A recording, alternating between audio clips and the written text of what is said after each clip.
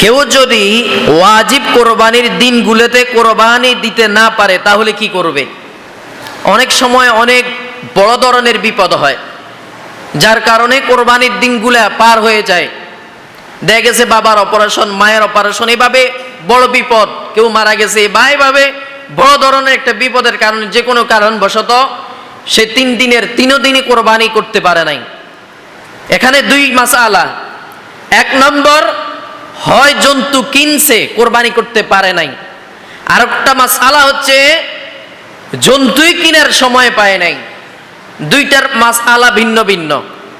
যদি জন্তু কিনে থাকে, কিনার পর যদি কোরবানির দিনগুলোতে বিভিন্ন কারণবশত কোরবানি করতে না পারে, তাহলে পুরো জীবিত অবস্থায় পুরো জন্তু আল্লাহর রাস্তায় দান করবে, জবাই করে না, পুরো জীবিত জন্তু আল্লাহর রাস্তায় দান করে দিবে।